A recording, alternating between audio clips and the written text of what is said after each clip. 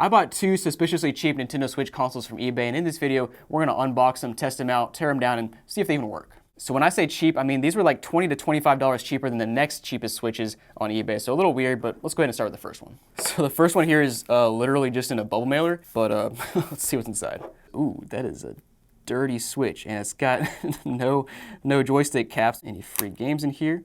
Nope, no free game. That's unfortunate. Now, something else I noticed is that under this top plastic screen, there's actually some like hair and debris inside of the console, which is very strange. Clearly somebody's opened this up before and done some work, but we'll open it up later and see what's going on inside. Flipping to the back, we got, of course, just a bunch more scratches and stuff. Wow, there's actually some pretty deep scratches here on the back. All right, the second one at least came in a box, and wait, hold on, what?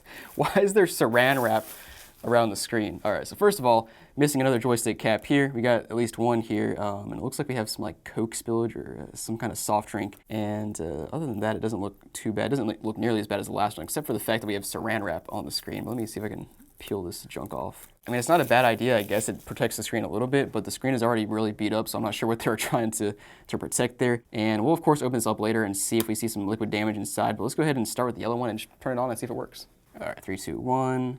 My guess is the battery's probably, oh, okay, it's not dead, which is surprising because it's been sitting around for quite a while. So we got life, and hey, this thing was actually factory reset, which is surprising. But let's go ahead and boot it all the way up and get to the main screen. So the screen looks fine. I mean, it is a Switch Lite, which those screens look kind of crappy to start with, but the scratches on it make it kind of questionable. Now, the first thing I'm interested in seeing here is if there's any stick drift. Like, I would be very surprised if there is no stick drift here because of how these joysticks look. So let's go ahead and test them out. All right, so surprisingly, the left stick, at least in this test right here, looks fine. And wow, surprisingly, the right stick appears to be good as well. All right, I tested all the controls and the touchscreen here, and this thing works, but it just kind of feels very rocky because of the scratches all over it and stuff. So that's, we might try to replace the screen later. We'll see. So next up, I want to test out a game, and I have Mario Kart 8 to do that with, but first I just want to reiterate how poor of condition this console is in. I mean, every single corner has just so many scratches and scuffs, and I even noticed on this one corner, it looks like it's actually cracked a little bit.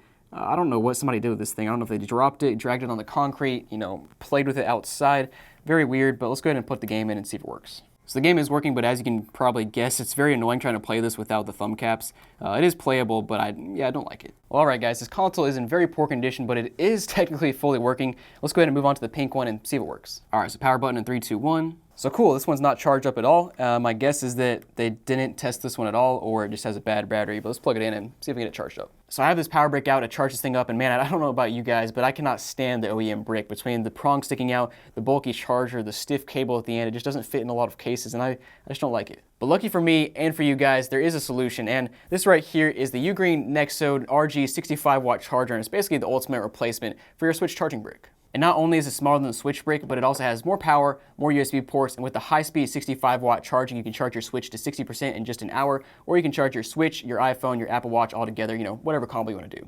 And you know how sometimes your power bricks just get like way too hot? Well, you don't have to worry about that with this charger. This charger has GaNTech and thermal guard protection, which basically means it charges fast with high efficiency and also keeps your charger and your devices from getting too hot. And best of all, this charger looks like a robot, and it even has a little emoji face on it that tells you when it's charging and when it's done. And by the way, if you don't need the full 65 watts of power, you can actually get a 30-watt version at a cheaper price. So if you guys want to level up your charging game, check out the link down below and use the code on the screen to get up to 25% off these Ugreen chargers. So the console is charged up a bit, and we booted up here. Let's go ahead and get to the main menu and test everything out. Dude, every time I press to the right on the D-pad, it makes like a weird noise, and like you can see so much dirt and filth in there. Oof. I am very interested to see what's going on inside this thing.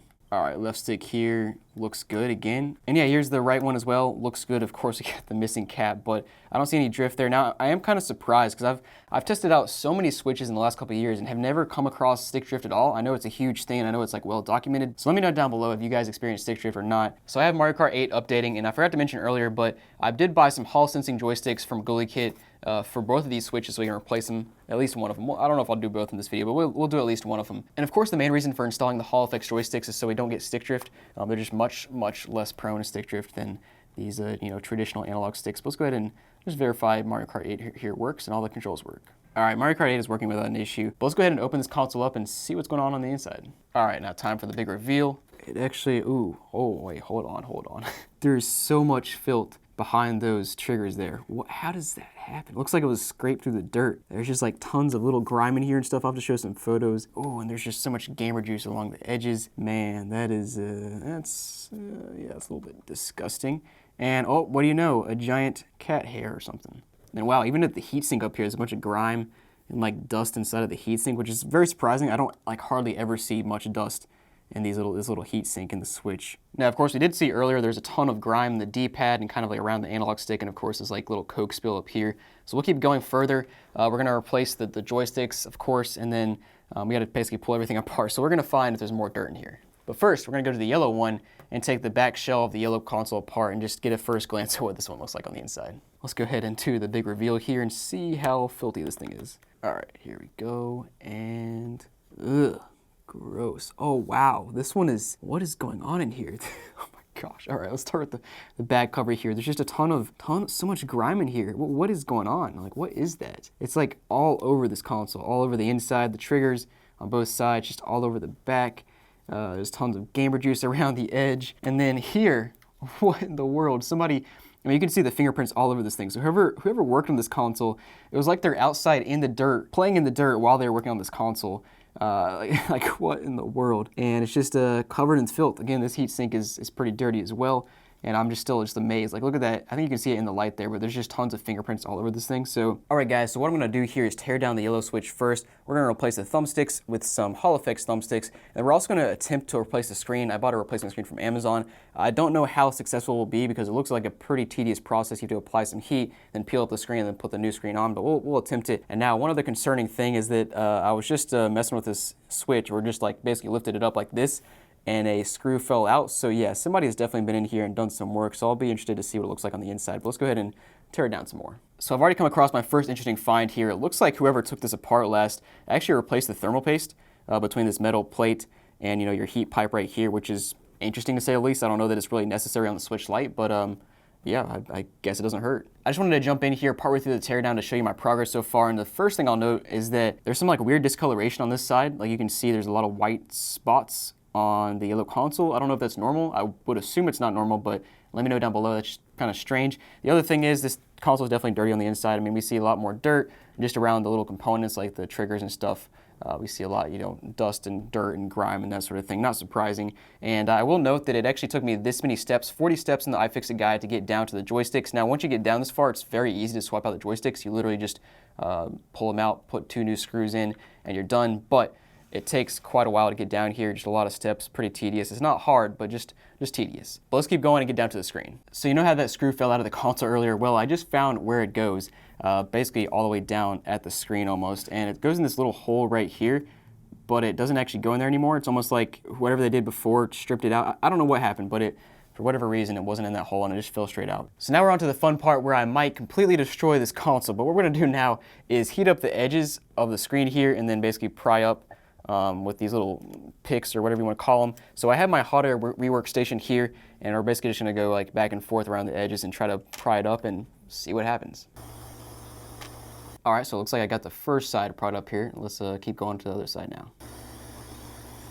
Hey, there we go. I think I got it pried off enough, maybe, almost. All right, guys, so I got the screen and the LCD separated out here, and man, this thing is like nasty around the edges, which is not too surprising noticing how sticky this material is here. But let's go ahead and pull out my replacement screen and see if we can get this done. All right, moment of truth. I'm hoping this screen is clean enough. I'm sure as soon as I put it down, it'll get some specks on it, but at least hopefully there's not hair in it. All right, so something I missed here is that I actually need this little sticky piece around the screen, around the digitizer to stick to the screen. And conveniently, it did not come with one of these in this replacement I bought, so I had to peel one off of my personal Switch Lite, which I tore down quite a while ago. So basically now I just need to stick this kind of around the outside so that the LCD screen can stick to the outer shell here. So let's do that. All right, let's try this again. All right, so there we go. I think I got it mounted. I'm not surprised at all that the person before me got hair stuck under there, because when I put that rubber piece on there to get the LCD to stick to the outer piece, that stuff is real sticky, and pretty much anything possible will stick to it. So not surprised at all it had hair under it, but I think I did a decent job. Let me pull this top little layer off here and see what it looks like. Yeah, so that actually looks pretty good. I see like a tiny bit of debris under the screen, not much at all. There is some at the corner here, but that's because the screen itself was already like a little bit damaged.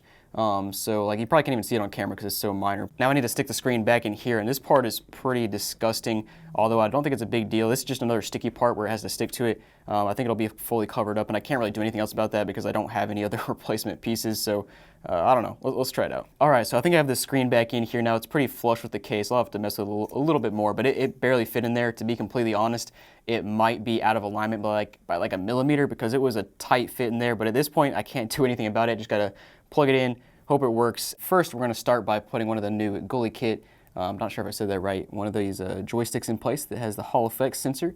So pretty straightforward. Literally all you do is take it out of the package and just kind of stick it through the hole here, and then yeah, put the 2 screws in place and you're done. All right, sorry, there's one more step here. You actually need to plug in this ribbon cable right here once you get the left Joy-Con PCB back in, but after that, everything is done with the left joystick. So now to the right joystick, basically the same thing. You slide it through the hole here.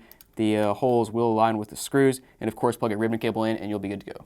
All right, so I have this thing back together enough to at least test it. It's not quite all the way back together. I still need to replace thermal paste and that sort of thing, but let's go. Oh, well, hey, there it is. I guess it works because I turned it around and the screen is already on. Yes, let's go. All right, touchscreen, yes, let's go. And dude, that looks like what is that? Okay, that's just some debris on top of the screen. All right, I gotta wipe this thing off, but that is solid. I mean, it's still a Switch Lite screen. It's still not great, but it is working, and man, that looks infinitely better than it did before. Oh, and actually, you can tell there's a little bit more space on this side of the screen than this side, so that's my bad, but it is working.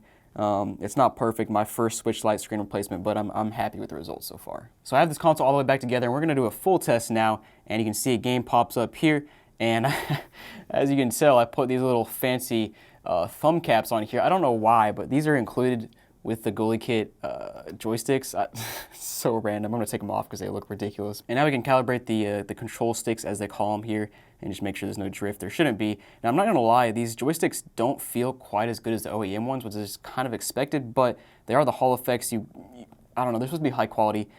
Personally, I would rather just use the OEM ones if they're good. Wait, hold on. Okay, there we go. So I just need to calibrate. I was about to say, if I put the joysticks in that are not supposed to have drift and they immediately have drift, like there's an issue there. But I will say these things, the more I use them, like I'm not a huge fan. Like, not gonna lie, there's kind of just some hiccups when you spin them around, and it just doesn't feel as good as OEM. Maybe it'll loosen up and feel a little bit better, but as of right now, I would not recommend picking these up. These are just, they don't feel great. But despite that, I'm happy with how things turned out overall, and especially because the screen works. Like I was pretty worried about that. But let's go ahead and move on to the pink one now. So with this one, I'm not gonna do a whole lot. I'm not gonna replace the screen. I'm not gonna swap out the joysticks because I don't like the new goalie kit ones that I bought, but we are gonna tear it down all the way just to take a look at how much grime and dirt is in here, because it does honestly look like somebody spilled some Coke on this thing. So I'm taking this thing apart, and it's actually pretty clean so far, but I'm down to the board that I think is gonna be pretty dirty. So let's go ahead and do the big reveal here on camera and see what's going on, and wow, nothing. Okay, so now let's take out the buttons here, which, ooh, yeah,